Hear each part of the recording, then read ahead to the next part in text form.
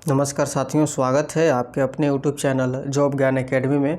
और आज हम लोग लाइब्रेरियन साइंस का प्रैक्टिस सेट 3 करेंगे। तो उन बच्चे तक आप लोग ज़रूर पहुंचाइए, उन विद्यार्थियों तक ज़रूर पहुंचाइए जो लाइब्रेरियन साइंस की तैयारी कर रहे हैं। तो आज का क्लास तीसरा होगा। 1 और 2 नहीं देखे हैं तो प्लेलिस्ट बना हुआ और जाकर वहाँ से देख सकते हैं। तो और इसका PDF भी आपको टेलीग्राम पर उपलब्ध कराया जाता है क्लास ख़त्म होने से 1 घंटे बाद। आपको PDF के लिए आपको लास्ट तक वीडियो को देखिए, लास्ट में बताएंगे, ठीक है। क्वेश्चन है मेरे साथियों, आज का स्टार्ट हो रहा है कि पुस्तकालय विज्ञान के नियम ऊर्जा संरक्षण के नियमों के समान है, यह कथन किसका है। देखिए, ये सब चीज़ों में कोई डिस्कशन की ज़रूरत नहीं है। जहाँ डिस्कशन की ज़रूरत वहाँ डिस्कशन करेंगे, न सीधा आप लोग ऑप्शन से आंसर मिलाते चलिएगा, आप याद करते चलिएगा। 2 बार क्वेश्चन बोलेंगे और आप लोग क्लास को लाइक कर दीजिए, लाइक नहीं किए तो, ठीक है। क्वेश्चन है कि पुस्तकालय विज्ञान के नियम ऊर्जा संरक्षण के नियमों के समान है, यह कथन किसका है। यह कथन डॉक्टर S.R. रंगनाथन का है। हम लोग पार्ट 1 और पार्ट 2 जो क्लास किए हैं वहाँ से ही डॉक्टर S.R. रंगनाथन के बारे में चर्चा चलते हुए आ रहा है। नेक्स्ट है कि ब्रिटिश म्यूजियम की स्थापना किस वर्ष हुई थी। तो ब्रिटिश म्यूजियम की जो स्थापना हुई थी साथियों, वो 1753 ईस्वी में हुई थी। कब हुई थी? 1753 ईस्वी में हुई थी। ऑप्शन नंबर बी आपका सही होगा। नेक्स्ट सवाल है, DDC का 20वां संस्करण कब प्रकाशित हुआ। और DDC का सबसे बड़ी बात, आप लोग फुल फॉर्म बताइए क्या हो जाएगा। ड्यू डेसिमल क्लासिफिकेशन का 20वां संस्करण 1989 ईस्वी में प्रकाशित हुआ। ऑप्शन नंबर बी आपका सही होगा। नेक्स्ट नंबर क्वेश्चन है साथियों, और 20वें संस्करण का संपादन जॉन P. कॉमरोमी ने किया था। 20वें संस्करण का संपादन किसने किया था? तो जॉन P. कॉमरोमी ने किया था। नेक्स्ट सवाल है साथियों कि नेशनल लाइब्रेरी ऑफ इंडिया के पहले भारतीय लाइब्रेरियन कौन थे। यानी आज़ादी के बाद कि नेशनल लाइब्रेरी ऑफ इंडिया के पहले भारतीय लाइब्रेरियन कौन थे। तो B.S. केशवन थे। कौन थे जी? B.S. केशवन थे। नेक्स्ट सवाल की ओर चलते हैं। आप लोग क्लास देखते हैं, लाइक नहीं करते, वीडियो को शेयर कीजिए अपने ग्रुप में, व्हाट्सएप ग्रुप में, टेलीग्राम ग्रुप में, फेसबुक में आप लोग वीडियो को शेयर कीजिए। आप लोग ऐसा नहीं है कि आप लोग फेसबुक नहीं चलाते होंगे, इंस्टाग्राम नहीं चलाते होंगे, हर जगह पर सोशल मीडिया है, वहाँ पर वीडियो को शेयर कीजिए। हेल्प की ज़रूरत है, इस चैनल को हेल्प कीजिए। जॉब ज्ञान एकेडमी के परिवार की संख्या को बढ़ाइए और आप भी सदस्यता में बने रहिए। नेक्स्ट सवाल है साथियों कि theory of X and theory of Y, कह रहा है कि theory of X and theory of Y प्रबंधन सिद्धांत किसने दिया है। ये दिए हैं डगलस मैकग्रेगर ने दिए हैं। किसने दिए हैं? डगलस मैकग्रेगर ने दिए हैं। नेक्स्ट सवाल है, ज्ञान मीमांसा किसका अध्ययन है। ज्ञान मीमांसा जो है ज्ञान की प्रकृति और दायरे का अध्ययन है। ज्ञान की प्रकृति और दायरे का अध्ययन है। नेक्स्ट सवाल है, ISBN में कितने अंक होते हैं। 2007 से पहले और बाद में ISBN में कितने अंक होते हैं। तो ऑप्शन नंबर बी हो जाएगा, 10 और 13 अंक होते हैं। कितने होते हैं? 10 और 13 अंक होते हैं। नेक्स्ट सवाल है कि लाइब्रेरी एसोसिएशन UK का IFLA में विलय कब हुआ और इसका नया नाम क्या है। तो लाइब्रेरी एसोसिएशन का IFLA में विलय हुआ आपको CILIP में। ऑप्शन नंबर ए आपका सही होगा। अब CILIP का फुल फॉर्म होता है क्या? Chartered institute of library and information professional. Next question है, डिक्शनरी कैटलॉग में प्रविष्टियाँ किस प्रकार की व्यवस्थित होती है। तो डिक्शनरी कैटलॉग में प्रविष्टियाँ होती है जो लेखक, शीर्षक, विषय सभी एक वर्णात्मक क्रम में होती है। ऑप्शन नंबर आपका सी सही होगा। नेक्स्ट सवाल है कि कॉपीराइट का क्या अर्थ है। कॉपीराइट हम लोग पार्ट 1 वाला वीडियो में भी इसको पर विशेष चर्चा किए थे कि कॉपीराइट का क्या अर्थ है। तो कॉपीराइट का अर्थ है, ऑप्शन नंबर ए हो जाए कि साहित्यक और कलात्मक कार्यों के रचनाकार को दिए गए विशेष अधिकार। क्या है? साहित्यक और कलात्मक कार्यों के रचनाकार को दिए गए विशेष अधिकार है। नेक्स्ट सवाल है कि पाठक का समय बचाओ पुस्तकालय विज्ञान का कौन सा सूत्र है। पाठक का समय बचाओ पुस्तकालय विज्ञान का कौन सा सूत्र है। तो चतुर्थ सूत्र है। कौन सा सूत्र है? चतुर्थ सूत्र है। नेक्स्ट सवाल की ओर हम लोग चलते हैं। सवाल है मेरे साथियों, CC का कौन सा संस्करण पूरी तरह से मुक्त पक्षानुक्रम पर आधारित था। CC का कौन सा संस्करण पूरी तरह से मुक्त पक्षानुक्रम पर आधारित था। तो ऑप्शन नंबर सी हो जाएगा, 6ठा संस्करण था। क्या था? छठा संस्करण था। छठा संस्करण 1960 में पूरी तरीके से मुक्त पक्षानुक्रम की अवधारणा को अपनाया और व्यवहारिक रूप से लागू किया, यानी 1960 में। नेक्स्ट सवाल है, प्री कोऑर्डिनेटिंग इंडेक्सिंग का उदाहरण है। प्री कोऑर्डिनेट इंडेक्सिंग का उदाहरण क्या है? तो यहाँ पर हो जाएगा आपको प्रीसिस है, प्री CIS है। ऑप्शन नंबर ए आपका सही होगा। नेक्स्ट सवाल है, ISBD यानी इंटरनेशनल स्टैंडर्ड बिब्लियोग्राफी डिस्क्रिप्शन किसके द्वारा विकसित किया गया है? ये विकसित किया गया IFLA के द्वारा विकसित किया गया है। ऑप्शन नंबर सी आपका सही होगा। IFLA का फुल फॉर्म होता है international federation of library association and institutes, यानी 1971 में विकसित किया गया है IFLA। नेक्स्ट है कि भारत में लाइब्रेरी लेजिस्लेशन के लिए रंगनाथन द्वारा तैयार किया गया पहला मॉडल बिल किस राज्य के लिए था? ये मद्रास के लिए था। किस राज्य के लिए था? मद्रास के लिए था। ऑप्शन नंबर ए आपका सही होगा। नेक्स्ट सवाल है मेरे साथियों कि क्रॉस रेफरेंस एंट्री का CC में क्या नाम है? क्रॉस रेफरेंस एंट्री का CC में क्या नाम है? तो यह है वर्ग निर्दिष्ट प्रविष्टि है। क्या है? वर्ग निर्दिष्ट प्रविष्टि नाम है। नेक्स्ट सवाल है, एग्रिस यानी AGRIS international system for agriculture science and technology किसके द्वारा प्रबंधित किया जाता है? तो एग्रिस जो है ये आपको किया जाता है FAO यानी खाद्य एवं कृषि संगठन के द्वारा प्रबंधित किया जाता है। ऑप्शन नंबर आपका बी सही होगा। नेक्स्ट क्वेश्चन की ओर हम लोग चलते हैं। क्वेश्चन है, DDC के 21वें संस्करण के संस्थापक कौन थे? तभी हम लोगों ने चर्चा किया था इस क्वेश्चन को कि जॉन S मिशेल है। कौन है? जॉन S मिशेल है DDC के 21वें संस्करण, और 1996 में प्रकाशित हुआ। और DDC के 20वें संस्करण कब प्रकाशित हुआ? 1989 में हुआ। याद रखिएगा डेट। नेक्स्ट है कि CC कोलन क्लासिफिकेशन में कॉमन आइसोलेट्स को कितने भागों में बांटा गया है? यानी कॉमन आइसोलेट्स को कितने भागों में बांटा गया है? तो बहुत अच्छे तरीके से सॉरी साथियों, ऑप्शन नंबर यहाँ पर भी होगा दो भागों में बांटा गया है। नेक्स्ट सवाल है, library literature and information science LLIS database किसके द्वारा प्रदान किया जाता है? तो ऑप्शन नंबर ए प्रोक्वेस्ट के जरिए प्रदान किया जाता है। किसके जरिए? Library literature and information science database किसके द्वारा प्रदान किया जाता है? तो प्रोक्वेस्ट के जरिए प्रदान किया जाता है। नेक्स्ट सवाल है, सब्जेक्ट कैटलॉग का मुख्य उद्देश्य क्या है? सब्जेक्ट कैटलॉग का मुख्य उद्देश्य क्या है? तो किसी विशिष्ट विषय पर सभी पुस्तकें खोजना। ऑप्शन नंबर सी आपका सही होगा। नेक्स्ट सवाल की ओर हम लोग चलेंगे। सवाल है, जीरो बेस्ड बजटिंग का मुख्य सिद्धांत क्या है? जीरो बेस्ड बजटिंग का मुख्य सिद्धांत क्या है? तो ऑप्शन नंबर बी हो जाएगा प्रत्येक गतिविधि को नए सिरे से औचित्यपूर्ण ठहराना। प्रत्येक गतिविधि को नए सिरे से औचित्यपूर्ण ठहराना। जीरो बेस्ड बजटिंग का मुख्य सिद्धांत क्या है? प्रत्येक गतिविधि को नए सिरे से औचित्यपूर्ण ठहराना। नेक्स्ट सवाल की ओर हम लोग चलते हैं साथियों। सवाल है, RRLF किस मंत्रालय के अंतर्गत आता है? RRLF किस मंत्रालय के अंतर्गत आता है? तो ऑप्शन नंबर हो जाएगा बी संस्कृति मंत्रालय के अंतर्गत आता है। किसके अंतर्गत आता है? संस्कृति मंत्रालय के अंतर्गत आता है।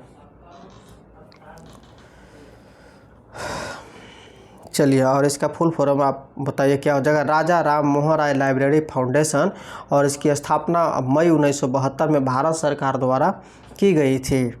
नेक्स्ट सवाल है, resource description and access RDA किसका स्थान लेने के लिए विकसित किया गया? कहा कि resource description and access RDA किसका स्थान लेने के लिए विकसित किया गया? तो ऑप्शन नंबर ए हो जाएगा AACR2 के लिए विकसित किया गया है, यानी कि एंग्लो अमेरिकन कैटलॉगिंग रूल्स दूसरा संस्करण के लिए विकसित किया गया है। नेक्स्ट सवाल है आपके सामने साथियों कि भारत में पुस्तकालय विज्ञान में पहला PhD किसे प्रदान किया गया था? तो भारत में पुस्तकालय विज्ञान में पहला PhD जो प्रदान किया गया था DB कृष्ण राव को प्रदान किया गया था। DB कृष्ण राव को प्रदान किया गया था। 1957 में दिल्ली विश्वविद्यालय से अपनी PhD पूरी की। किसने? DB कृष्ण राव ने अगर PhD पूरी की तो 1957 में किया। और पहला PhD किसे प्रदान किया गया? तो DB कृष्ण राव को किया गया। नेक्स्ट सवाल है कि स्टेट्समैन ईयर बुक क्या है? स्टेट्समैन ईयर बुक क्या है? तो ये है आपको विभिन्न देशों के बारे में सांख्यिकीय और ऐतिहासिक जानकारी का एक विश्वसनीय स्रोत है। ऑप्शन नंबर आपका बी सही होगा। नेक्स्ट है कि नेटवर्क चार्जिंग सिस्टम में कितने कार्डों का प्रयोग होता है? नेटवर्क चार्जिंग सिस्टम में कितने कार्डों का प्रयोग होता है? तो 3 कार्डों का प्रयोग होता है। ऑप्शन नंबर सी आपका सही होगा। नेक्स्ट सवाल है, क्लाउड कंप्यूटिंग का पुस्तकालयों के लिए क्या लाभ है? क्लाउड कंप्यूटिंग का पुस्तकालयों के लिए क्या लाभ है? तो ऑप्शन नंबर ए होगा, डेटा भंडारण और सॉफ्टवेयर तक पहुंच की लागत कम करना। डेटा भंडारण और सॉफ्टवेयर तक पहुंच की लागत कम करना है। नेक्स्ट सवाल है, यूडीसी किस प्रकार की वर्गीकरण पद्धति है? यूडीसी किस प्रकार की वर्गीकरण पद्धति है? तो ऑप्शन नंबर डी हो जाएगा, लगभग पक्षात्मक संश्लेषणात्मक है। क्या है? लगभग पक्षात्मक संश्लेषणात्मक है यूडीसी का वर्गीकरण। तो अभी तक आप लोग क्लास को लाइक नहीं किए, प्लीज़ लाइक कीजिए और वीडियो को शेयर कीजिए। आप लोग शेयर नहीं करते। इस परिवार की संख्या को जितना हो सके आप लोग बढ़ाइए। चलिए, इसका क्या हो जाएगा सवाल कि स्वयं पोर्टल किससे संबंधित है? स्वयं पोर्टल किससे संबंधित है? ये ऑप्शन नंबर बी से संबंधित है, मुक्त ऑनलाइन पाठ्यक्रम से संबंधित है। मुक्त ऑनलाइन पाठ्यक्रम से संबंधित है। नेक्स्ट सवाल है, इनफिलबनेट किस प्रकार के पुस्तकालयों के लिए एक नेटवर्क है? तो ऑप्शन नंबर सी हो जाएगा, विश्वविद्यालय और महाविद्यालय पुस्तकालय के लिए नेटवर्क है। नेक्स्ट नंबर सवाल की ओर चलते हैं साथियों। सवाल है आपका कि क्लासिफिकेशन रिसर्च ग्रुप CRG किससे संबंधित है? तो क्लासिफिकेशन रिसर्च ग्रुप CRG जो संबंधित है, ये आपको वर्गीकरण अनुसंधान से संबंधित है। ऑप्शन नंबर बी आपका सही होगा। नेक्स्ट सवाल है कि CCC में मेन एंट्री की शुरुआत किससे होती है? तो इसमें क्लासिफाइड कैटलॉग कोड में मेन एंट्री की शुरुआत जो होती है, ये आपको अग्र अनुभाग से होती है। ऑप्शन नंबर ए आपको सही होगा। नेक्स्ट सवाल है कि लाइब्रेरी ऑफ कांग्रेस की स्थापना कब हुई? तो लाइब्रेरी ऑफ कांग्रेस की जो स्थापना हुई 1800 ईस्वी में हुई। कब हुई? 1800 ईस्वी में हुई। नेक्स्ट सवाल है कि डेटा मॉडलिंग क्या है? डेटा माइनिंग बोल रहे हैं। डेटा माइनिंग क्या है? तो डेटा माइनिंग जो है वो आपको बड़े डेटा सेट से उपयोगी जानकारी और पैटर्न निकालना है, डेटा माइनिंग। नेक्स्ट सवाल की ओर हम लोग बढ़ेंगे। सवाल है कि फेयर यूज की अवधारणा किससे संबंधित है? तो फेयर यूज की जो अवधारणा है वो है आपको ऑप्शन नंबर सी, कॉपीराइट कानून से संबंधित है। किससे संबंधित है? कॉपीराइट कानून से संबंधित है। नेक्स्ट सवाल है, DDC में 000 वर्ग किसको दर्शाता है? यानी ड्यूड डेसिमल क्लासिफिकेशन किसको दर्शाता है जी? ये दर्शाता है आपको समान विषय कंप्यूटर विज्ञान, सूचना और समान कार्य को दर्शाता है। ऑप्शन नंबर ए आपका सही होगा। नेक्स्ट सवाल है, पुस्तकालय के संदर्भ में उपयोगकर्ता अध्ययन क्यों किए जाते हैं? पुस्तकालय के संदर्भ में उपयोगकर्ता अध्ययन क्यों किए जाते हैं? तो ऑप्शन नंबर बी हो जाएगा, उपयोगकर्ताओं की सूचना आवश्यकताओं और व्यवहार को समझने के लिए किया जाता है। नेक्स्ट सवाल है, कोहा क्या है? कोहा क्या है? तो ऑप्शन नंबर आपका ए हो जाएगा, एक ओपन सोर्स की एकीकृत पुस्तकालय प्रणाली है। एक ओपन सोर्स एकीकृत पुस्तकालय प्रणाली है ILS का। कोहा क्या है? एक ओपन सोर्स एकीकृत पुस्तकालय प्रणाली है। नेक्स्ट सवाल है, वॉल पिक्चर प्रिंसिपल किसमें सहायक है? वॉल पिक्चर प्रिंसिपल किसमें सहायक है? तो ऑप्शन नंबर हो जाएगा आपका इसमें बी, पक्ष अनुक्रम के निर्धारण में सहायक है। नेक्स्ट क्वेश्चन है मेरे साथियों कि IFLA का वर्तमान अध्यक्ष कौन है? IFLA का वर्तमान अध्यक्ष कौन है? तो ऑप्शन नंबर सी हो जाएगा, विकी मैकडोनाल्ड है। विकी मैकडोनाल्ड है।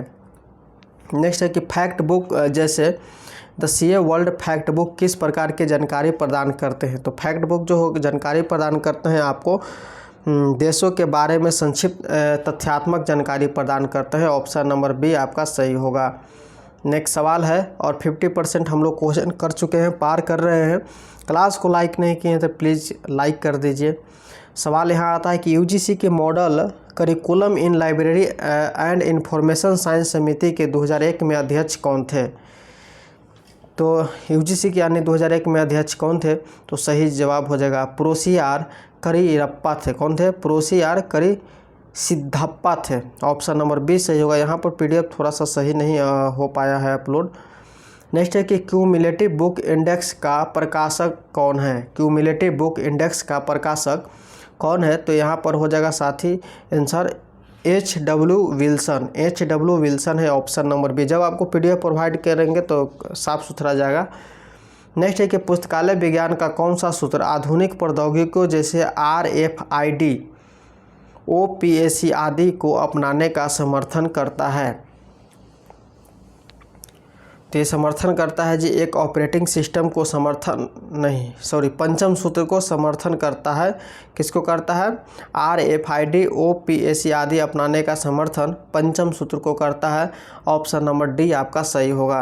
नेक्स्ट क्वेश्चन है डिस्पेस क्या है। डिस्पेस क्या है, तो एक ओपन सोर्स संस्थागत रिपोजिटरी सॉफ्टवेयर है। एक ओपन सोर्स संस्थागत रिपोजिटरी सॉफ्टवेयर है। नेक्स्ट सवाल है गाइड टू रेफरेंस बुक्स किसके द्वारा प्रकाशित किया जाता है। तो गाइड टू रेफरेंस बुक जो है ये आपको प्रकाशित किया जाता है अमेरिकन लाइब्रेरी एसोसिएशन, ALA इसको हम लोग कह सकते हैं शॉर्ट में। ऑप्शन नंबर ए आपका सही होगा। नेक्स्ट है कि सरस्वती महल पुस्तकालय कहाँ स्थित है। तो सरस्वती महल पुस्तक स्थित है तंजावुर में स्थित है। तंजावुर में स्थित है। तंजावुर कहाँ है जी, तो तमिलनाडु में स्थित है। इसका पूरा नाम है महाराजा सरफोजी का सरस्वती महल पुस्तकालय। नेक्स्ट सवाल की ओर हम लोग चलते हैं। रंगनाथन द्वारा सुझाए गए स्टाफ फार्मूला का उद्देश्य क्या है। यहाँ पर हो जाएगा आपको कि रंगनाथन द्वारा समझाया गया स्टाफ फार्मूला का उद्देश्य पुस्तकालय के विभिन्न अनुभागों के लिए आवश्यक कर्मचारियों की संख्या निर्धारित करना है। ऑप्शन नंबर बी आपका सही होगा। नेक्स्ट क्वेश्चन है मेरे साथियों कि वर्निक कन्वर्सन किससे संबंधित है। तो वर्निक कन्वर्सन जो संबंधित है साहित्यक और कलात्मक कार्यों का संरक्षण से संबंधित है। किससे संबंधित है? साहित्यक और कलात्मक कार्यों का संरक्षण से संबंधित है। नेक्स्ट सवाल है MIS का मुख्य कार्य क्या है। MIS का मुख्य कार्य क्या है, तो ऑप्शन नंबर बी हो जाएगा निर्णय लेने में प्रबंधन की सहायता के लिए सूचना प्रदान करना। नेक्स्ट सवाल की ओर हम लोग चलेंगे। सवाल है कि राष्ट्रीय सूचना विज्ञान केंद्र NIC किस मंत्रालय के अधीन है। राष्ट्रीय सूचना विज्ञान केंद्र किस मंत्रालय के अधीन है, तो ऑप्शन नंबर बी हो जाएगा इलेक्ट्रॉनिक्स और सूचना प्रौद्योगिकी मंत्रालय के अधीन है। नेक्स्ट सवाल की ओर हम लोग चलेंगे। सवाल है साथियों कि कटर की ऑब्जेक्टिव ऑफ कैटलॉग का क्या शामिल है। तो यहाँ पर हो जाएगा क्या आपको कह रहा है कि कटर की ऑब्जेक्टिव ऑफ द कैटलॉग में क्या शामिल है। देखिए साथियों थोड़ा सा मैं माफ़ी चाहता हूँ, PDF पूरी तरीके से क्वालिटी में नहीं आ पाया है। सही जवाब हो जाएगा उपरोक्त में सभी। पुस्तक को खोजना, पुस्तकालय में क्या यह दिखाना, पुस्तकालय के संस्करण और चरित्र के चयन में सहायता करना। ऑप्शन नंबर डी आपका सही होगा। नेक्स्ट क्वेश्चन है एनसाइक्लोपीडिया अमेरिकन का क्या प्रकाशन है। एनसाइक्लोपीडिया अमेरिकना का प्रकाशक कौन है, तो इसमें हो जाएगा आपका सही जवाब स्कोलास्टिक लाइब्रेरी पब्लिशिंग यानी पूर्व में ग्रोलियर। ऑप्शन नंबर आपका बी सही होगा। नेक्स्ट सवाल है पुस्तकालय संघ का मुख्य लाभ क्या है। तब पुस्तकालय जो संघ का मुख्य लाभ है ये है आने के व्यक्तिगत पुस्तकालयों के लिए लागत कम करना, संस्थानों तक व्यापक पहुंच प्रदान करना, मोल भाव करने की शक्ति को बढ़ाना। ऑप्शन नंबर डी आपका सही होगा। नेक्स्ट सवाल है साथियों कि FRBR का पूर्ण रूप क्या है। FRBR का पूर्ण रूप जो होता है इसका फुल फॉर्म हो जाएगा functional requirement for bibliographic records. Option number A में आपका है। नेक्स्ट क्वेश्चन है DDC में सापेक्ष सूचकांक का उद्देश्य क्या है। तो DDC में सापेक्ष सूचकांक का उद्देश्य जो है ये आपको विभिन्न स्थानों पर बिखरे हुए विषय के पहलुओं को एक साथ लाना है। ऑप्शन नंबर आपका ए सही होगा। नेक्स्ट सवाल है डॉक्यूमेंट डिलीवरी सर्विस का एक उदाहरण है। डॉक्यूमेंट डिलीवरी सर्विस का एक उदाहरण है। क्या उदाहरण है मेरे साथियों, तो इंटर लाइब्रेरी लोन, फोटोकॉपी या इलेक्ट्रॉनिक कॉपी प्रदान करना, फैक्स द्वारा लेख भेजना। ऑप्शन नंबर डी आपका सही, तीनों ऑप्शन राइट है। नेक्स्ट है साथियों कि पुस्तकालय में संग्रह विकास नीति क्यों आवश्यक है। पुस्तकालय में संग्रह विकास नीति क्यों आवश्यक है, तो ऑप्शन नंबर ए हो जाएगा उपयोगकर्ताओं की आवश्यकताओं के अनुसार प्रासंगिक सामग्री का व्यवस्थित विकास सुनिश्चित करने के लिए। नेक्स्ट सवाल है, मेटा सर्च इंजन क्या करता है? मेटा सर्च इंजन जो है आपको कई अन्य खोज इंजनों में पर एक साथ खोज करता है और परिणाम एकत्र करता है। कई अन्य खोज इंजनों पर एक साथ खोज करता है और परिणाम एकत्र करता है। ऑप्शन नंबर बी आपका सही होगा। नेक्स्ट क्वेश्चन है, वाइपर यानी कि वेब आर्चिविंग एंड प्रिवेंशन किससे संबंधित है? तो संबंधित है आपको वेब सामग्री का संग्रह और संरक्षण से संबंधित है। ऑप्शन नंबर ए आपका सही होगा। नेक्स्ट सवाल है, SLA यानी स्पेशल लाइब्रेरी एसोसिएशन की स्थापना कब हुई? तो ऑप्शन नंबर ए हो जाएगा 1909 में हुई। 1909 में हुई। नेक्स्ट है कि CC में सिस्टम और स्पेशल्स का प्रयोग किस संदर्भ में होता है? ये होता है ऑप्शन नंबर सी मुख्य वर्गों के उपविभाग के रूप में होता है। मुख्य वर्गों के उपविभाग के रूप में होता है। नेक्स्ट है कि नेशनल मेडिकल लाइब्रेरी नई दिल्ली किस संगठन के प्रशासनिक नियंत्रण में है? तो नेशनल मेडिकल लाइब्रेरी नई दिल्ली जो है वह आपको स्वास्थ्य सेवा महानिदेशालय के संगठन में है। किस में है? स्वास्थ्य सेवा महानिदेशालय के संगठन में है। नेक्स्ट है, international conference on catalogue principles Paris कब आयोजित हुई थी? International conference on cataloguing principle यानी पेरिस कब आयोजित हुई थी? तो ऑप्शन नंबर इसका बी हो जाएगा 1961 में हुई थी। नेक्स्ट है, गजट क्या है? गजट क्या है? तो यहाँ पर गजट सरकार की आधिकारिक घोषणाओं पर सूचनाओं वाला प्रकाशन है। ऑप्शन नंबर सी आपका सही होगा। नेक्स्ट है, MBO यानी मैनेजमेंट बाय ऑब्जेक्टिव का सिद्धांत किसने दिया? तो ये दिया आपको पीटर ड्रकर ने दिया। किसने दिया? पीटर ड्रकर ने दिया। ऑप्शन नंबर सी आपका सही होगा। नेक्स्ट है साथियों, ई पाठशाला किसकी एक पहल है? ई पाठशाला किसकी एक पहल है? तो मानव संसाधन विकास मंत्रालय की है। ऑप्शन नंबर डी आपका सही होगा। नेक्स्ट क्वेश्चन है कि रंगनाथन ने पुस्तकालयों के लिए त्रिमूर्ति संकल्पना का विकास क्यों किया? तो किया साथियों कि पत्रिकाओं के प्रभावी नियंत्रण और प्रबंधन के लिए किया। ऑप्शन नंबर ए पत्रिकाओं के प्रभावी नियंत्रण और प्रबंधन के लिए किया। नेक्स्ट सवाल है, INB इंडियन नेशनल बिब्लियोग्राफी में प्रविष्टियाँ किस वर्गीकरण पद्धति के अनुसार व्यवस्थित होती है? तो ये होती है आपको ऑप्शन नंबर बी DDC के अनुसार होती है व्यवस्थित। ड्यूल डेसिमल क्लासिफिकेशन कहते हैं। नेक्स्ट है साथियों कि SC ब्रैडफोर्ड का लॉ ऑफ स्कैटरिंग किससे संबंधित है? तो SC ब्रैडफोर्ड का लॉ ऑफ स्कैटरिंग किससे संबंधित है? ये संबंधित है आपको लेखों का किसी विषय पर विभिन्न पत्रिकाओं में वितरण से संबंधित है। ऑप्शन नंबर बी आपका सही होगा। नेक्स्ट सवाल है साथियों कि सवाल क्या है कि चेन प्रोसीजर किसने विकसित किया? चेन प्रोसीजर किसने विकसित किया? तो SR रंगनाथन ने किया। नेक्स्ट है, पुस्तकालय में एक्सटेंशन सर्विस का मुख्य उद्देश्य क्या है? पुस्तकालय में एक्सटेंशन सर्विस का मुख्य उद्देश्य क्या है? तो पुस्तकालयों की सेवाओं को उन लोगों तक पहुंचाना जो पुस्तकालय नहीं आ सकते हैं। ऑप्शन नंबर आपका बी सही होगा। नेक्स्ट है कि ओपन सोर्स सॉफ्टवेयर की मुख्य विशेषता क्या है? यानी ओपन सोर्स सॉफ्टवेयर की मुख्य विशेषता क्या है? तो ऑप्शन नंबर बी हो जाएगा, इसका सोर्स कोड उपलब्ध होता है और इससे संशोधित किया जा सकता है। नेक्स्ट सवाल है, डिजिटल लिटरेसी में क्या शामिल है? डिजिटल लिटरेसी में क्या शामिल है? तो ऑप्शन नंबर डी हो जाएगा, डिजिटल प्रौद्योगिकियों का उपयोग करके सूचना खोजने, मूल्यांकन करने, बनाने और संवाद करने की क्षमता शामिल है। नेक्स्ट सवाल है, ई ज्ञान कोश किसका एक राष्ट्रीय डिजिटल भंडार है? ई ज्ञान कोश किसका एक राष्ट्रीय डिजिटल भंडार है? तो ऑप्शन नंबर सी हो जाएगा, IGNOU का राष्ट्रीय डिजिटल भंडार है।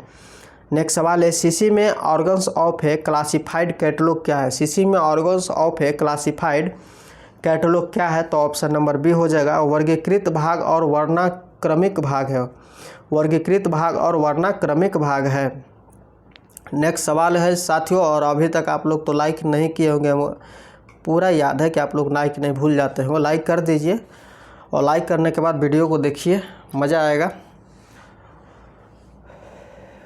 क्वेश्चन है मेरे साथियों कि कैरियर एंड रेफरेंस बुक्स किस प्रकार की जानकारी प्रदान करती है? कैरियर एंड रेफरेंस बुक्स किस प्रकार की जानकारी प्रदान करती है? तो ऑप्शन नंबर ए हो जाएगा, विभिन्न व्यवसायों और कैरियर के अवसरों के बारे में जानकारी प्रदान करती है। नेक्स्ट सवाल है, ब्राउन ईसीओ सिस्टम में किस चीज़ का प्रयोग लेखक के नाम के लिए किया जाता है? ब्राउन ईसीओ सिस्टम में किस चीज़ का प्रयोग लेखक के नाम के लिए किया जाता है? तो ऑप्शन नंबर बी हो जाएगा, पुस्तक कार्ड किया जाता है। नेक्स्ट है, IFLA की स्थापना किस शहर में हुई थी? तो एडिनबर्ग स्कॉटलैंड में हुई थी। ऑप्शन नंबर सी आपका सही होगा। नेक्स्ट है, लीक्ड डेटा का मुख्य उद्देश्य क्या है? लीक्ड डेटा का मुख्य उद्देश्य क्या है कि वेब पर संरचित डेटा प्रकाशित करना ताकि इसे इंटरलिंक किया जा सके और अधिक उपयोगी बनाया जा सके। यानी लीक्ड डेटा का मुख्य उद्देश्य क्या है जी? तो वेब पर संरचित डेटा प्रकाशित करना ताकि इसे इंटरलिंक किया जा सके और अधिक उपयोगी बनाया जा सके। नेक्स्ट सवाल है साथियों, सवाल है कि बुक मोबाइल किस प्रकार के पुस्तकालय से संबंधित है? बुक मोबाइल किस प्रकार के पुस्तकालय से संबंधित है? तो ऑप्शन नंबर सी हो जाएगा, सार्वजनिक पुस्तकालय प्रसार सेवा के रूप में ये संबंधित है। ऑप्शन नंबर सी आपका सही होगा। नेक्स्ट सवाल है, WCR2 में जनरल मटेरियल डिजिग्रेशन का उपयोग क्यों किया जाता है? यानी WCR2 में जनरल मटेरियल डिजिग्रेशन GMD का उपयोग क्यों किया जाता है? तो ये किया जाता है आपको सामग्री के प्रकार को इंगित करने के लिए किया जाता है। ऑप्शन नंबर आपका ए सही होगा। नेक्स्ट सवाल है मेरे साथियों कि ट्रेड बिब्लियोग्राफी मुख्य रूप से किसके लिए उपयोगी है? तो ट्रेड बिब्लियोग्राफी जो है आपको पुस्तकालयोध्यक्षों और पुस्तक विक्रेताओं के लिए उपयोगी है। ऑप्शन नंबर बी आपका सही होगा। नेक्स्ट सवाल है, डिक्शनरी कैटलॉग कोड किसने तैयार किया? डिक्शनरी कैटलॉग कोड किसने तैयार किया? तो CA कटर ने किया। CA कटर ने किया। ऑप्शन नंबर बी आपका सही होगा। नेक्स्ट है कि WIPO का पूर्ण रूप क्या है जी? तो WIPO का पूर्ण रूप वर्ल्ड इंटेलेक्चुअल प्रॉपर्टी ऑर्गेनाइजेशन यानी वर्ल्ड इंटेलेक्चुअल प्रॉपर्टी ऑर्गेनाइजेशन है। ऑप्शन नंबर आपका बी में मिलेगा। नेक्स्ट सवाल है, DDC में टेबल ऑफ प्रोसीडिंग का उपयोग कब किया जाता है? तो DDC में टेबल ऑफ प्रोसीडिंग का उपयोग जो है ये आपको जब किसी विषय के लिए एक से अधिक मानसिक उपविभाग लागू होते हैं तब किया जाता है। ऑप्शन नंबर ए आपका सही होगा। नेक्स्ट है साथियों, साइबरनेटिक्स शब्द किसने गढ़ा? साइबरनेटिक्स शब्द किसने गढ़ा? तो ऑप्शन नंबर ए हो जाएगा, नॉर्बर्ट वीनर ने गढ़ा। किसने गढ़ा? नॉर्बर्ट वीनर ने गढ़ा। नेक्स्ट है, पुस्तकालय में अधिग्रहण अनुभाग का मुख्य कार्य क्या है? पुस्तकालय में अधिग्रहण अनुभाग का मुख्य कार्य क्या है? तो ऑप्शन नंबर सी हो जाएगा, पुस्तकों और अन्य पठन सामग्री का चयन और क्रय करना। ऑप्शन नंबर सी आपका सही होगा। नेक्स्ट है, एटलस में मुख्य रूप से क्या होता है? एटलस में मुख्य रूप से मानचित्रों का संग्रह होता है। मानचित्रों का संग्रह होता है। नेक्स्ट सवाल है, NISCAIR का गठन किन दो संस्थाओं के विलय से हुआ है? यानी NISCAIR का गठन किन दो संस्थाओं के विलय से हुआ है? ये हुआ है आपको साथियों, इससे नहीं, आपको ऑप्शन नंबर यहाँ इस ए और बी नहीं होगा, सी हो जाएगा। INSDOC और NISCOM द्वारा हुआ है। ऑप्शन नंबर आपका सी सही होगा। यानी national institute of science communication के विलय के परिणाम स्वरूप अस्तित्व में आया। नेक्स्ट सवाल है कि CC के 7वें संस्करण अपक्रासित में एनर्जी आइसोलेटेड के कितने प्रकार बताए गए थे? तो सही जवाब हो जाएगा ऑप्शन नंबर सी, 3 बताए गए थे। कितने बताए गए थे? 3 बताए गए थे। नेक्स्ट है, विकिपीडिया किस प्रकार के सूचना स्रोत है? विकिपीडिया किस प्रकार का सूचना स्रोत है? तो ऑप्शन नंबर सी हो जाएगा, तृतीयक है। नेक्स्ट सवाल है साथियों कि पुस्तकालय भवन के डिजाइन के लिए रंगनाथन के कौन सा सिद्धांत दिया था? यानी पुस्तकालय भवन के डिजाइन के लिए रंगनाथन ने कौन सा सिद्धांत दिया था? ये क्रियात्मक दृष्टिकोण दिया था। क्या दिया था? क्रियात्मक दृष्टिकोण। ऑप्शन नंबर आपका बी सही होगा। नेक्स्ट सवाल है, इम्पैक्ट फैक्टर का उपयोग मुख्य रूप से किसके मूल्यांकन के लिए किया जाता है? तो इम्पैक्ट फैक्टर का उपयोग जो है मुख्य रूप से किसके मूल्यांकन के लिए किया जाता है? ये किया जाता है शोध पत्रिकाओं के लिए किया जाता है। ऑप्शन नंबर ए आपका सही होगा। नेक्स्ट सवाल है साथियों कि ग्रंथालय सार्वभौम किस भाषा में लिखी गई पुस्तकालय विज्ञान की पहली पुस्तक मानी जाती है? ये मानी जाती है आपको तेलुगु में मानी जाती है। ऑप्शन नंबर बी आपका सही होगा। नेक्स्ट सवाल है, UDC में अंकगणितीय अंकन का क्या अर्थ है? UDC में अंकगणितीय अंकन का क्या अर्थ है? तो ऑप्शन नंबर बी होगा, दशमलव संख्याओं का प्रयोग। ऑप्शन नंबर बी आपका सही होगा। नेक्स्ट क्वेश्चन है, पुस्तकालय में पुस्तक प्रदर्शनी आयोजित करने का मुख्य उद्देश्य क्या है? पुस्तकालय में पुस्तक प्रदर्शनी आयोजित करने का मुख्य उद्देश्य क्या है? तो ऑप्शन नंबर सी सही हो जाएगा, पाठकों को नई और महत्वपूर्ण पुस्तकों से परिचित कराना। पाठकों को नई और महत्वपूर्ण पुस्तकों से परिचित कराना है। नेक्स्ट सवाल है, भारत में स्वतंत्रता के पश्चात इंपीरियल लाइब्रेरी अधिनियम कब पारित हुआ, जिसके तहत इसका नाम नेशनल लाइब्रेरी ऑफ इंडिया हुआ? तो सही जवाब होगा ऑप्शन नंबर बी 1948। और लास्ट क्वेश्चन है आज का कि society of college national and university library किस देश का संगठन है? ये संगठन है आपको यूके और आयरलैंड का संगठन है। और इसकी स्थापना जो हुई थी, SCONUL की स्थापना 1950 में हुई थी। और इसी के साथ आज की क्लास समाप्त होती है। और एक लाइक कीजिए और दोस्तों के पास शेयर ज़रूर कीजिए वीडियो को। चैनल पर नए जा रहे हैं तो चैनल को सब्सक्राइब कीजिए। और बिहार SSC जो इंटर लेवल का जो वैकेंसी आया हुआ था वो एग्ज़ाम होगा, यानी इस वर्ष होने की उम्मीद है, तो उसका तैयारी भी आपको प्रैक्टिस सेट कराया जा रहा है, उससे भी आप लोग जुड़िए। बेस्ट ऑफ लक मेरे साथियों।